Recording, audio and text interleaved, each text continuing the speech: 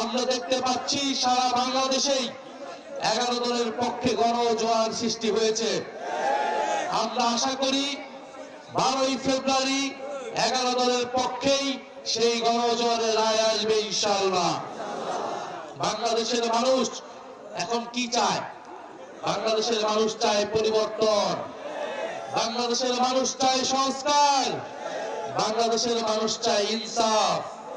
বাংলাদেশের মানুষ 5ই আগস্টের পরে নতুন কোন জালেমের আবির্ভাব দেখতে চায় না। আমরা দেখছি যারা 5ই আগস্টের পরে নতুন করে চাঁদাবাজি শুরু করেছে, নতুন করে জমি দখল শুরু করেছে, নতুন করে মানুষকে নির্যাতন করছে, যারা পাথর মেরে মানুষকে হত্যা করছে, তারাই নতুন জালেম হিসেবে আবির্ভূত হয়েছে। আগামী 12ই ফেব্রুয়ারি সেই সকল জালেমদেরকে পরাজিত করার দিন। আগামী 12ই ফেব্রুয়ারি আমাদের ঋণ খেলাপিদের পরাজিত করার দিন। প্রিয় জনগণ, যদি আবার সংসদে আবার ঋণ খেলাপিরা যায়, আবার ভূমিদস্যুরা সংসদে যায়, আবার বিদেশি নাগরিকত্ব যাদের রয়েছে তারাই যদি সংসদে যায়, তাহলে এই বাংলাদেশের কোনো পরিবর্তন হবে না। শুধু একটা দলের জায়গায় আরেকটা দল প্রতিস্থাপিত হবে। বাংলাদেশের মানুষ সেই কারণে গণঅভ্যুত্থান করে নাই, জীবন দেয় নাই, রক্ত দেয় নাই। ফলে এবারের নির্বাচন পরিবর্তনের নির্বাচন, সংস্কারের নির্বাচন এবং 11 দলীয় ঐক্য হচ্ছে পরিবর্তনের প্রতীক, সংস্কারের প্রতীক। দাঁড়িপাল্লা শাপলাকলি হচ্ছে সংস্কার এবং পরিবর্তনের প্রতীক।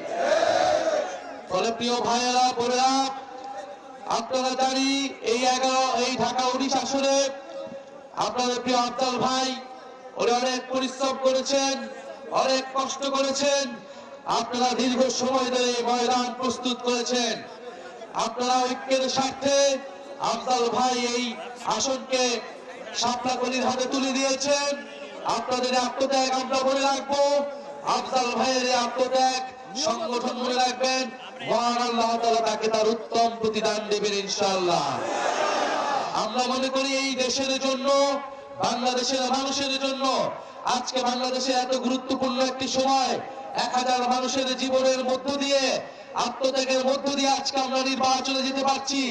আজকে কোনো ব্যক্তি স্বার্থ নয়, দলীয় স্বার্থ নয়। আজকে আমাদের 11 দলকে জয়যুক্ত করতে হবে এবং সরকার গঠন করতে হবে ইনশাআল্লাহ।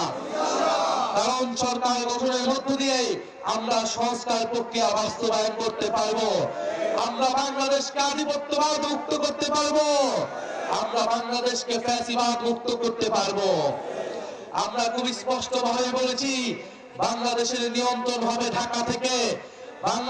বাংলাদেশের নিয়ন্ত্রণ করবে বাংলাদেশের জনগণ। দিল্লির দাবিদারি যারা করে এসেছে, নতুন করে যারা দিল্লির দাবিদারি করতে চায়, তাদের রাজনীতি বাংলাদেশে আর কখনোই প্রতিষ্ঠিত হবে না ইনশাআল্লাহ। আমরা জীবন দিয়েছি, আমরা জীবন দেওয়ার জন্য আবার প্রস্তুত আছি, কিন্তু আজাদী এবং সার্বভৌমত্বের প্রশ্নে আমরা এক বিন্দু পরিমাণ ছাড় দেব না। শরীফ ওসমান হাদির বিচারের প্রশ্নে আমরা এক বিন্দু পরিমাণ ছাড় দেব না। আমরা গতকাল রাতে দেখেছি যে যমুনার সামনে শরীফ ওসমান হাদি ভাইয়ের পরিবার অবস্থান নিয়েছিল বিচারের জন্য। ইন্টারিম গভর্নমেন্টকে আমরা স্পষ্ট ভাবে বলতে চাই, শরীফ ওসমান হাদি বিচার নিশ্চিত করতে না পারা, হত্যাকারীদের গ্রেফতার করতে না পারা, এই অন্তর্বর্তী সরকারের অন্যতম ব্যর্থতা হিসেবে ইতিহাসে লেখা থাকবে। এখনো সময় আছে শরীফ ওসমান হাদির পরিবারের সাথে যাতে কোনো ধরনের অসম্মান করা না হয় এবং অতি সত্বর এই বিচারের জন্য কার্যকর উদ্যোগ গ্রহণ করতে হবে ইন্টারিম গভর্নমেন্টকে।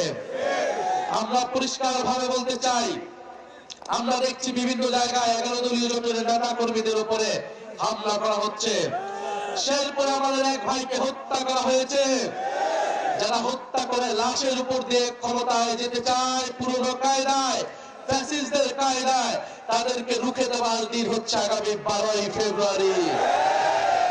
আমাদের মা বোনদেরকে তারা ভয় পাচ্ছে, কারণ আমাদের মা বোনরা, আমাদের মহিলারা 11 দলের পক্ষে গণজোয়ার তৈরি করে ফেলেছে। আমাদের ভাইদেরকে অত কাজ করতে হয় না, আমাদের মা বোনরাই ঘরে ঘরে গিয়ে 11 দলের পক্ষে গণজোয়ার সৃষ্টি করেছে। আমাদের তরুণ সমাজ গণজোয়ার সৃষ্টি করেছে। ফলে তারা সেই গণজোয়ারকে ভয় পাচ্ছে। আমাদের মা বোনদেরকে তারা টার্গেট করছে, তাদেরকে আক্রমণ এবং হেনস্থার চেষ্টা করছে, প্রচারণায় বাধা দিচ্ছে। আপনাদের ঢাকা আসনের প্রার্থী একজন নারী প্রার্থী দিলশরা পারুল, তিনি প্রবাস থেকে চলে এসেছেন গণ অভ্যুত্থানের পরে, কারণ তার কাছে মনে হয়েছে যে বিদেশের জীবনের থেকে এই মুহূর্তে বাংলাদেশের জনগণের ছাত্রদের পাশে দাঁড়ানো অন্যতম কর্তব্য। এই দিলশরা পারুল এবং ঢাকা বিশের ইঞ্জিনিয়ার নাবিলা তাসনিম, তারা এই 11 দলের মা বোনদেরকে প্রতিনিধিত্ব করে। তারা মা বোনদের সম্মান, অধিকার এবং নিরাপত্তা নিশ্চিত করার জন্য লড়াই করবে ইনশাআল্লাহ।